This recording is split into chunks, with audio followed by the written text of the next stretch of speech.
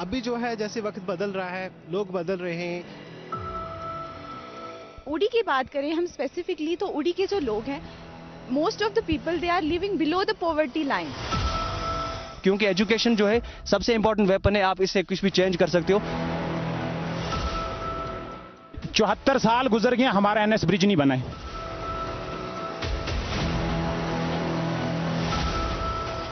Simple, अगर किसी को कोई प्रॉब्लम हो जाती है तो यूएसजी के लिए उसको रातों रात बारामूला जाना है।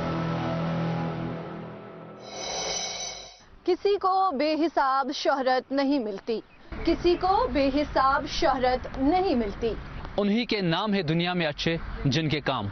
नाजरीन, यहाँ की आवाम के साथ हमारी बातचीत जारी है।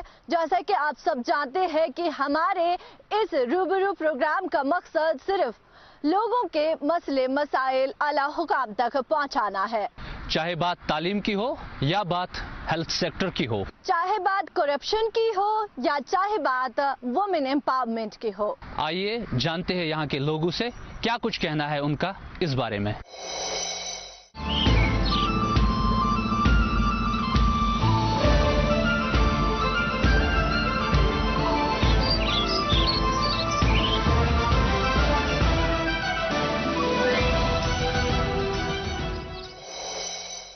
किसी दानिश्वर ने क्या खूब कहा है, जान है तो जहां है।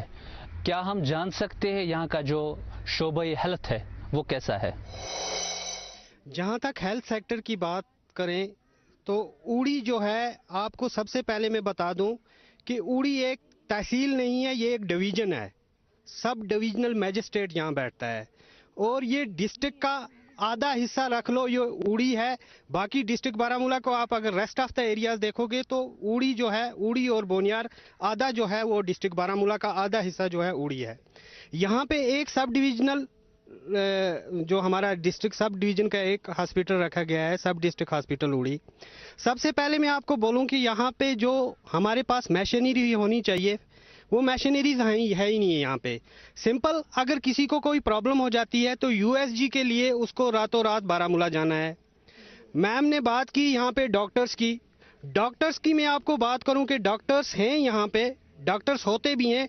डॉक्टर अगर एक भी होगा तो वो अच्छी तरह ट्रीटमेंट कर पाएगा, लेकिन अगर डॉक्टर के साथ साथ आपको डॉक्टर टेस्ट लिख रहा है, आपको डॉक्टर यूएसजी लिख रहा है, तो आपके पास मशीनरी नहीं है, आप टेस्ट ही नहीं कर पा रहे हो यहाँ पे, तो आप कैसे हेल्थ सेक्टर को बेटर कर सकते हो?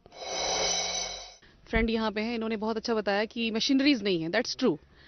बट आप मुझे बताइए कि अगर एक बीमार इंसान जब डॉक्टर के पास जाएगा, यहाँ पर डॉक्टर ने उसको बोला कि हाँ ठीक है तुम्हें ये प्रॉब्लम है तो मैं तुम्हें ये दवाई लिखता हूँ, जाके लेके आओ।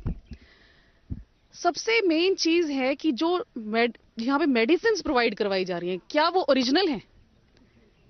इस पर आप क्यों नहीं ध्यान दे रहे हैं कि अगर वो मेडिसिन बंदा खा रहा है वो क्यों ठीक नहीं हो रहा है? यहाँ पे हमारा बिलीफ ही उठ गया है यहाँ की मेडिकल फैसिलिटीज से कि वो मेडिसिन ही ओरिजिनल नहीं होती है। क्यों हमें बारामूला जाना पड़ता है?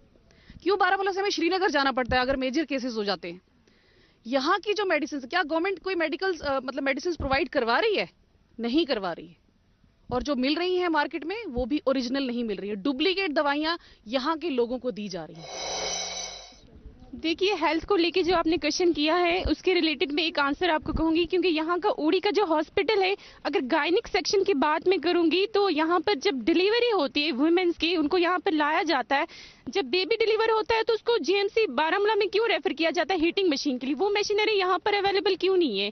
तो मेरी एक रिलेटिव की बात मैं करूंगी, लास्ट मंथ उसको यहाँ पर लाया गया था विंटर में लास्ट ईयर, तो उसकी डिलीवरी हुई थी, यहाँ पर वो हीटिंग मशीन नहीं थी तो उसको बारामूला रेफर किया गया और उसको रास्ते में पहुंचते पहुंचते उसकी बेबी जो है वो उसकी डेथ होगी। वो बारामूला तक भी नहीं पहुंच पाया। अगर वो फैसिलिटी यहाँ पर अवेलेबल होती तो आज उसका बेबी जिंदा होता, तो उसकी डेथ नहीं हुई होती। अगर वो फैसिलिटी यहाँ पर होगी तो गवर्नमेंट को इसके लिए इनिशिएटिव लेना चाहिए। और अगर यहाँ पे गायनिक डॉक्टर होता है तो इमरजेंसी में कभी वुमेन्स को लाया जाता है यहाँ पर, वो इस कंडीशन में होते तो एक ही डॉक्टर अवेलेबल क्यों है यहाँ पर? 2 होने चाहिए, 3 होने चाहिए। अगर इन केस वो बीमार होगी वो लेडी डॉक्टर तो फिर उसको रेफर कर दिया जाता है, वो इस कंडीशन में नहीं होती है। तो गवर्नमेंट को इस पे कुछ करना चाहिए। यहाँ पे मैं आपको एक थोड़ी सी एग्जांपल दूं। यहाँ पे जो हमारा प्रोजेक्ट है, इनके साथ एमओयू पास हुआ था। जब हमारे यहाँ पे ये प्रोजेक्ट पास हुआ तो इनको इनके साथ जो एमओयू पास हुआ था, यहाँ की रोड्स, यहाँ के हॉस्पिटल्स, यहाँ का एजुकेशन सेक्टर, यहाँ का पावर सेक्टर्स, ये कुछ चीजें थी जो इनको इम्प्रूव करनी थी। लेकिन बदकिस्मती की बात है कि गवर्नमेंट ने वो एमओयू तो प्रोजेक्ट इन पावर हाउसेज के साथ किया, लेकिन वो ग्राउंड लेवल पर इस वक्त तक हमने इंप्लीमेंट होता हुआ नहीं देख सका।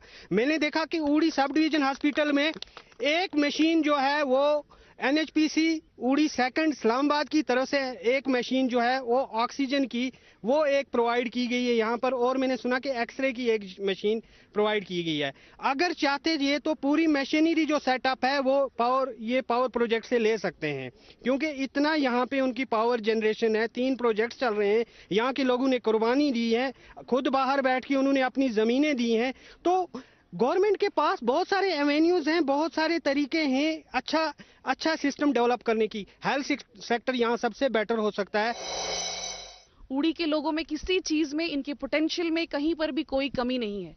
यहाँ की यूथ को आप चेक करें, स्पोर्ट्स में ये नंबर 1 आ सकती हैं, डिफेंस में इनको भर्ती करिए, टीचर इनको कहीं पे आप इनका चेक करिए काम, बहुत ही पोटेंशियल है यहाँ के लोगों में। बट द थिंग इज कि गवर्नमेंट का ध्यान इस छोटे से रिमोट एरिया पे नहीं जा रहा है। क्यों नहीं वो यहाँ के बच्चों को ट्रांसपोर्ट फैसिलिटी फ्री में करती है गवर्नमेंट, बसेस क्यों नहीं लगाती है कि दूर दराज से बच्चे आराम से यहाँ पे अच्छे स्कूल्स में पढ़े। हर चीज में सुधार देने की जरूरत है। ये खानदानवाद को बंद करिए, बहुत हो चुका। अब यहाँ आम गरीब जनता को देखिए कि उनको क्या प्रॉब्लम्स आ रही। खाली वादे करने से ये सब नहीं होगा। मेरी रिक्वेस्ट है यहाँ पे गवर्नमेंट से कि मेहरबानी करके यहाँ के यूथ के पोटेंशियल को समझिए। ऊड़ी के लोगों में किसी भी मतलब की टाइप से अगर हम देखें ना, इनके हुनर में कमी नहीं है, ये हम प्रूव कर सकते हैं। यहाँ हमारे बहुत सारे एरियाज ऐसे हैं, बर्फ पड़ने से रोड बंद हो जाते हैं, हमारे जो पेशेंट्स हैं वो हॉस्पिटल तक नहीं पहुंच सकते और रास्ते में दम तोड़ जाते हैं। और रिसेंटली एक प्रॉब्लम हुई थी जिसमें हमारा चिरुंडा का एक बंदा था, वो रोड बंद होने के कारण हॉस्पिटल तक नहीं पहुंच सका, उसने दम तोड़ दिया। और कई बहुत सारे इलाके ऐसे हैं जहां पे नौजवान अपने कंधों पे उठा के, ये जो नौजवान हमारे यहाँ खड़े हैं, क्योंकि जो इन्होंने किया है वो तो सराहना की जानी चाहिए। कभी कभार ये नौजवान हमारे उनको उठा के हॉस्पिटल तक पहुंचाते हैं, ऐसे रोड हमारे बंद रहते हैं। हम आपके माध्यम से चाहेंगे कि ये बात कम से कम आप सरकार तक जरूर पहुंचाएं। जब एक औरत सोचती है कुछ करना है तो अपने आगे किसी को जाने नहीं देती है। एक औरत कुछ भी कर सकती है, उनकी जो नजरें हैं वो फातिमी होनी चाहिए, उनका लहजा फातिमा होना चाहिए। आपसे पहला ही सवाल रहेगा कि आर्टिकल के बाद जो औरत के हुकूक है, खासकर ऊरी सेक्टर की हम बात करेंगे, क्या यहाँ पे वुमेन एम्पावरमेंट को यहाँ पे बढ़ाया जा रहा है, यहाँ पे औरत को इंडिपेंडेंट किया जा रहा है? सबसे पहला सवाल है। यहाँ पे अगर हम प्रेजेंट गवर्नमेंट की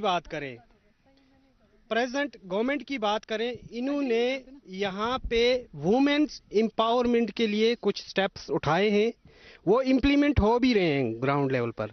मैं पॉलिटिकल पार्टिसिपेशन की बात करूं, यहाँ पे इस वक्त हमारी ऊड़ी में, मैं इस्लामाबाद से बिलोंग करता हूं, इस्लामाबाद की हमारी सरपंच वुमेन है, डीडीसी मेंबर हमारी वुमेन है, हमारी बीडीसी चेयरपर्सन हमारे ब्लॉक की वुमेन है।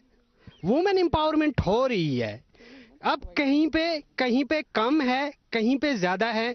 इन्होंने कहा कि आर्मी ने यहाँ पे हमारे स्टिचिंग सेंटर खोला हुआ है। ये यहाँ पे नहीं है, कहीं विलेजेस में है। ये यहाँ के दूर दराज जो हमारे गांव हैं वहाँ पे भी ये स्टिचिंग सेंटर्स जो हैं आर्मी की तरफ से खुले हुए हैं। आर्मी ने अच्छा रोल यहाँ पे वुमेन्स एम्पावरमेंट के लिए इन्होंने कंप्यूटर सिस्टम्स हों, बाकी जो हमारे स्टिचिंग सेंटर्स हो, बाकी जो यहाँ पे हमारा इधर ऊड़ी में ही, यहाँ लगामा में हमारा एक सेंटर है, पॉलिटेक्निक सेंटर, वहाँ पे हमारी बच्चियां जो हैं वो जाके स्टिचिंग का काम करती हैं। वुमेन्स एम्पावरमेंट के बेटी बचाओ बेटी पढ़ाओ यहाँ पे स्कीम लॉन्च हुई है। तो टॉपिक है वुमेन एम्पावरमेंट के बारे में, तो मैं बोलूँगी one is not born women, one becomes women. हर कोई औरत जो होती है वो अपने लिए स्ट्रगल करती है।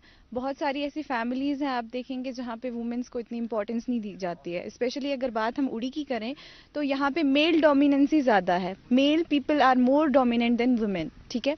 तो वहाँ जो भी डिसीजन मेकिंग होता है या कोई भी घर का कोई भी फैसला होता है उसमें वुमेन्स जो होती हैं वो एक्टिवली पार्टिसिपेंट्स नहीं होती हैं वहाँ पे, बिकॉज वो जो होती हैं उनको कम इम्पोर्टेंस दी जाती है सोसाइटी में। सबसे पहले उसका जो सेटबैक है, जो फैमिली मेंबर्स हैं वो उनको उनको गलत नेगेटिव स्टेप से आगे बढ़ाया जाता है, जिसकी वजह से जो सोसाइटी होती है वो भी इन्फ्लुएंस होती है और वो उनको ट्रैप कर लेती है। जो वो होती हैं वो कॉन्फिडेंस, लैक ऑफ कॉन्फिडेंस और उनमें लो सेल्फ स्टीम हो जाती है, तो बहुत सारी चीज़ों का विक्टिम बन जाती हैं वुमेन। तो आप कैसे एक्सपेक्ट करते हो कि आपने यहाँ की वुमेन की बात की, टाउन में it's okay, but if you go along some village और वहाँ पे अगर आप बात की जाए उन औरतों की, तो वहाँ पे बहुत सारी ऐसी औरतें हैं जो एजुकेशन तो दूर ऐसी ऐसी चीज़ों से सफ़र कर रही हैं जिनका आपको पता भी नहीं होगा। देखिए सर, उड़ी में आर्मी जो है इनका एक अच्छा रोल है। यहाँ पे हमारे आर्मी एरिया में पहले होता था, इन्होंने सिलाई स्टिचिंग वगैरह रखे थे, कंप्यूटर सिखाते थे, कुछ था।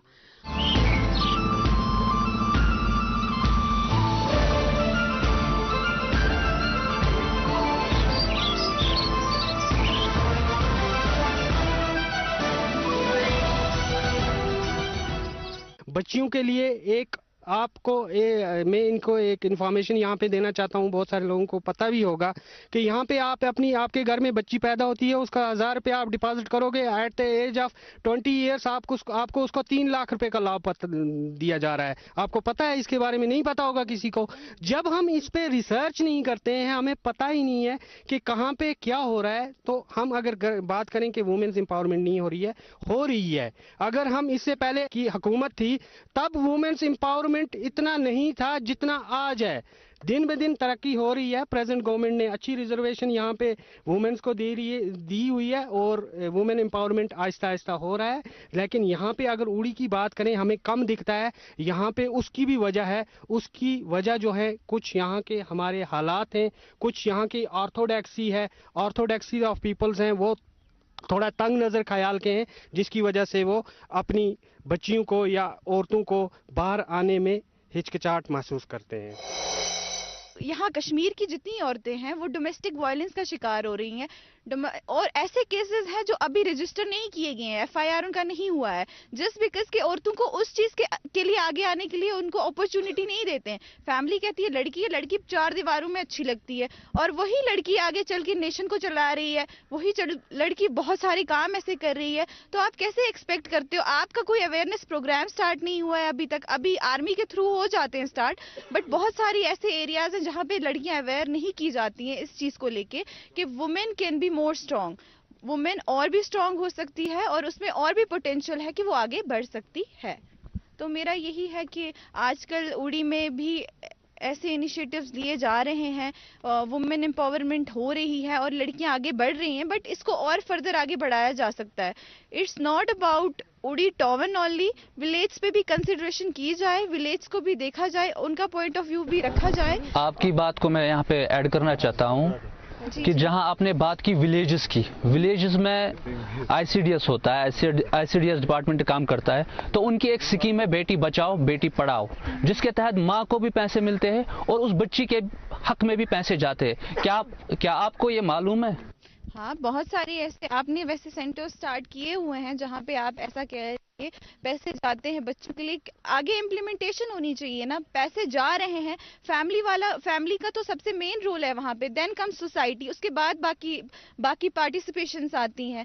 तो फैमिली जो है उसका एक्टिवली पार्टिसिपेंट होने चाहिए, बट उसके लिए भी at least you need to get counselled by them. तो आपके लिए काउंसलिंग ग्रुप होने चाहिए जो फैमिलीज को जाके बताएं कि आज वुमेन की कितना इंपॉर्टेंट रोल है सोसाइटी में, वो क्या क्या कर सकती हैं। तो मैं यही कहना चाहती हूँ कि आप एक साइड से किसी को पर्टिकुलरली ब्लेम नहीं कर सकते, इट्स ईदर फैमिली और सोसाइटी और गवर्नमेंट, आप किसी को भी ब्लेम नहीं कर सकते। हर कोई इक्वली, तो आपके हिसाब से हर एक को आगे आना चाहिए। हाँ, या फैमिली की बात हो या सोसाइटी की बात हो, इक्वली पार्टिसिपेट करते हैं हर चीज में कोई ना कोई। आपने भी सुना होगा कि एक हाथ से ताली बजती नहीं है, तो हर इंसान को अपने पॉइंट ऑफ व्यू रखने चाहिए। आप विलेज में जाके देखिए, विलेज में ऐसा होता है कि 12th तक कोई लड़की पढ़ती है, 12th के बाद उसकी शादी करा देते हैं, अर्ली मैरिज होती हैं, उनको इतना ज्यादा एजुकेशन के बारे में, इंडिपेंडेंसी तो दूर की बात है, वहां पे लड़कियां पढ़ना प्रेफर नहीं करती हैं, इस वजह से कि उनके पास अवेयरनेस नहीं है, लैक ऑफ एक्सपोजर है। अब उड़ी के बच्चों को आप जाके उधर के बच्चों के साथ कंपेयर करोगे, वैसी कोई चीजें प्रोवाइड भी तो करो ना।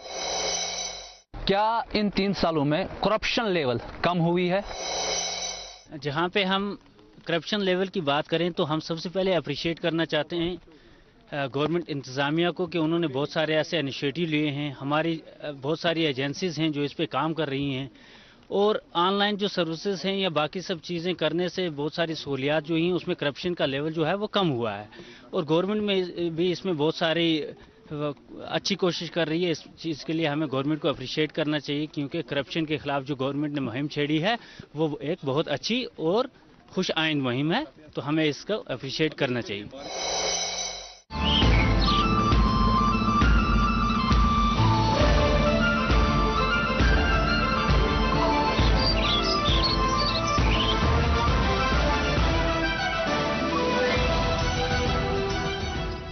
क्या मैं जान सकता हूं कि हमारा यूथ ड्रग्स की ओर क्यों जाते हैं? ड्रग्स की ओर जो भी यूथ जा रहा है, वो मेरे ख्याल से जो बेसिक उसका रीजन है वो अनएम्प्लॉयमेंट है।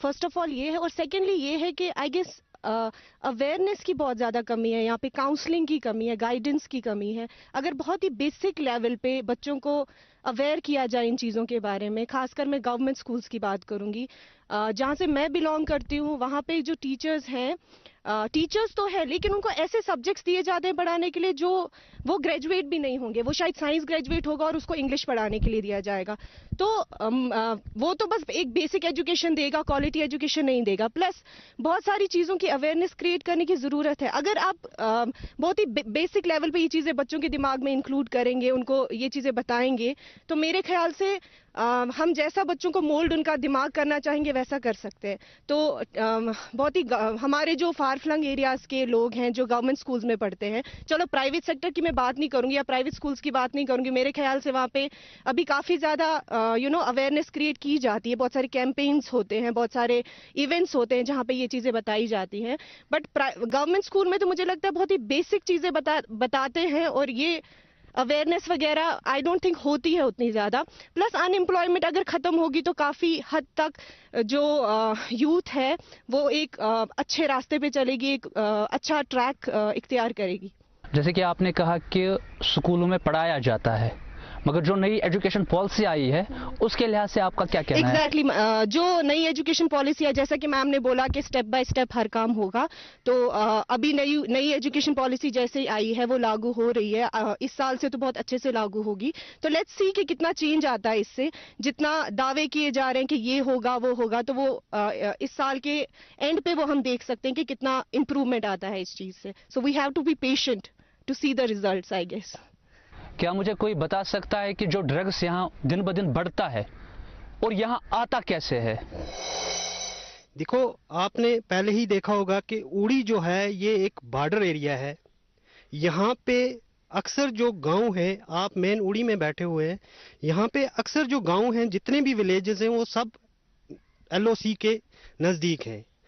और इससे पहले यहाँ पे आपने देखा होगा कि यहाँ पे ट्रेड भी चला था। हमारा जो काउंटर पार्ट, हमारा नाइबरिंग कंट्री जो है पाकिस्तान, वहाँ से ट्रेड भी हुआ था। तब भी यहाँ पे ड्रग आना, उस ट्रेड के ज़रिए से भी कुछ ड्रग आना शुरू हो गया था। और अभी जो कहीं पे यहाँ पे जब भी क्रॉस बॉर्डर से जो भी इन्फिल्ट्रेशन बिड्स होती हैं या बाकी चीज़ें होती हैं, तो उनके ज़रिए भी हमारे जो नाइबरिंग कंट्री है वहाँ से ड्रग्स आता है।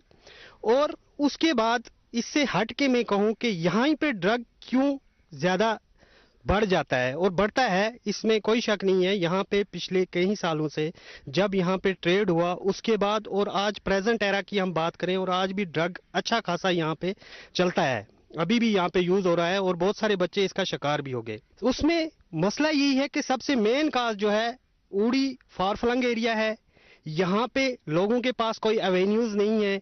यहाँ की जो एजुकेशन सिस्टम है, मैंने पहले भी कहा, इम्प्रूव हो रहा है। मैंने आपको पहले ही कहा कि 2011 सेंसस के मुताबिक यहाँ 88 पॉइंट समथिंग यहाँ पे एजुकेशन थी। ये जो ड्रग्स हैं इसके ऊपर हमारी एक टीम 360 है।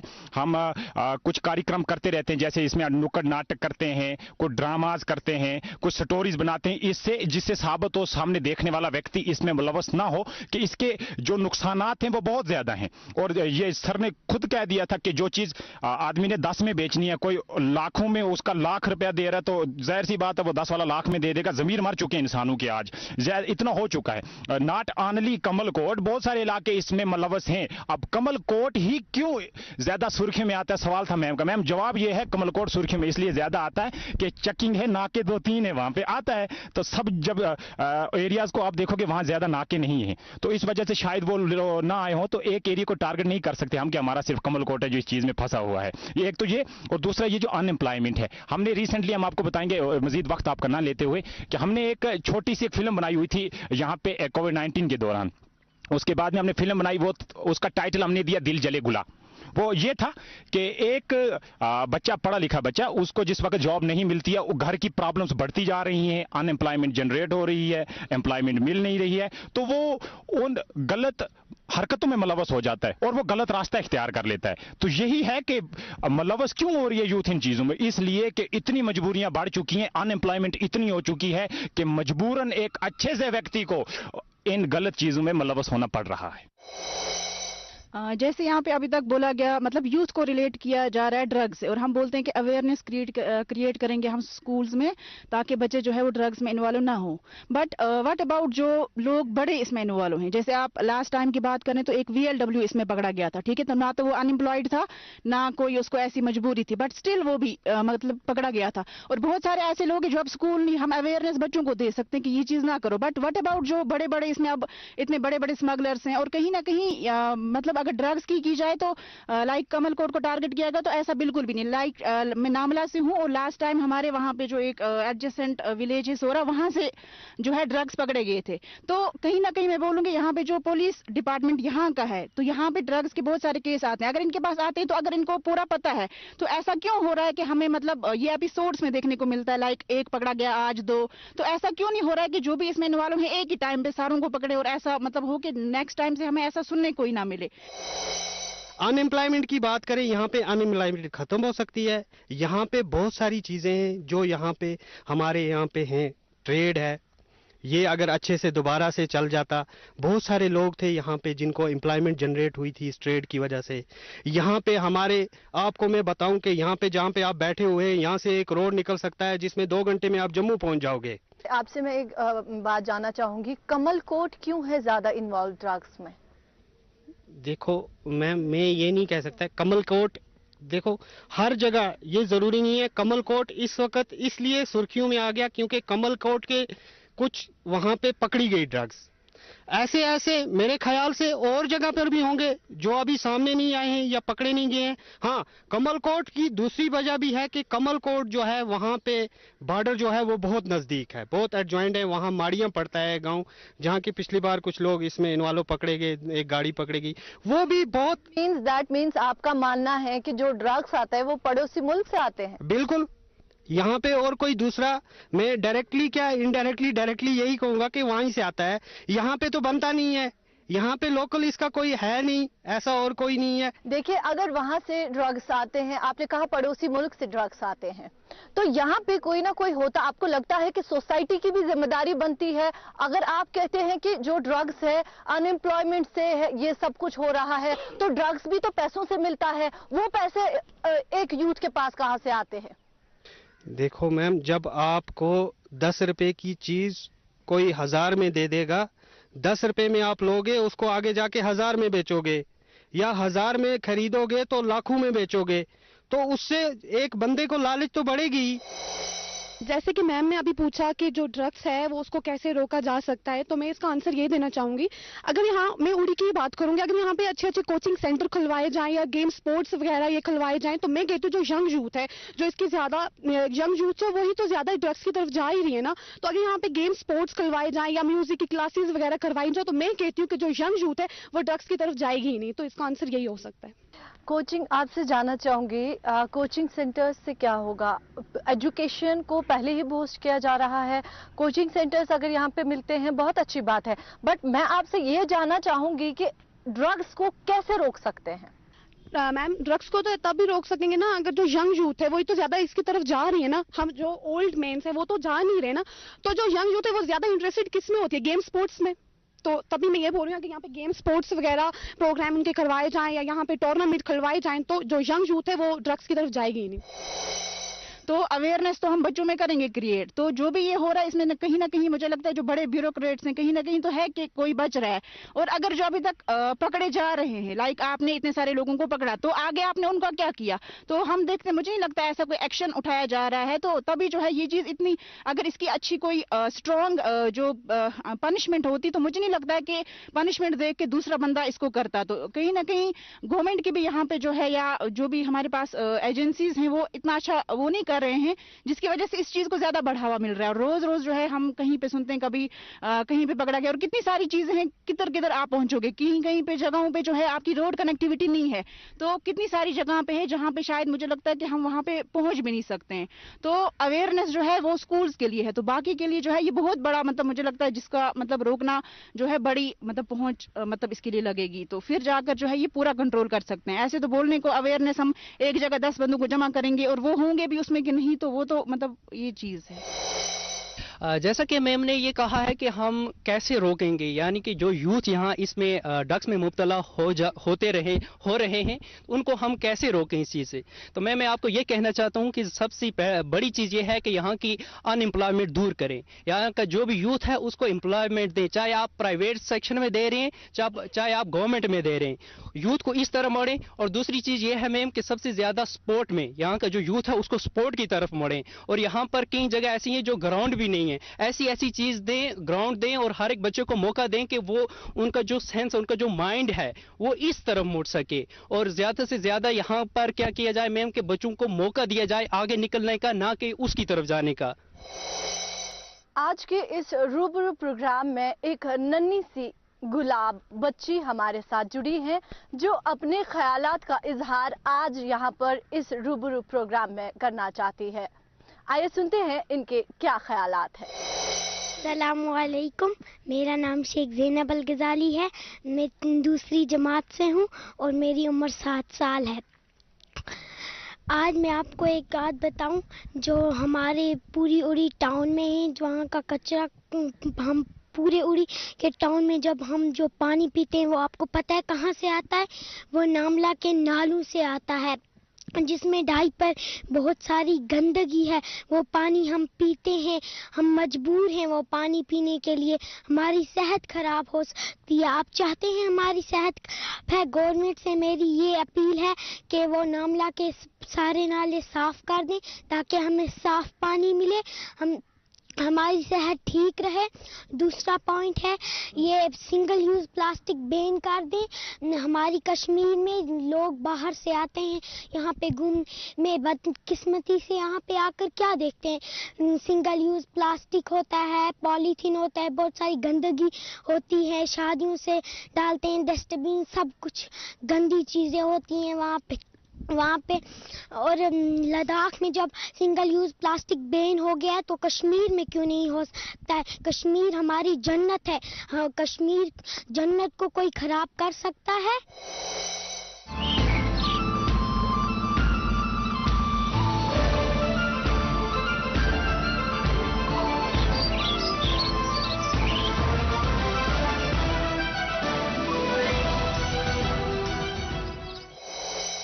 नाजरीन, आज हम आए थे उड़ी के इलाके में और जानने यहाँ के लोगों के मसले मसाइल।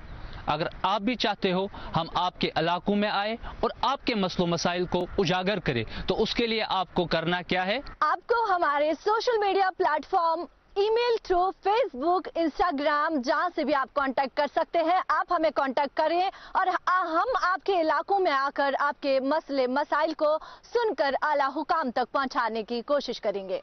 इस वक्त दीजिए अपने मेजबान मरीन मुदस्सिर और इशरत बाट को इजाजत। अल्लाह हाफिज।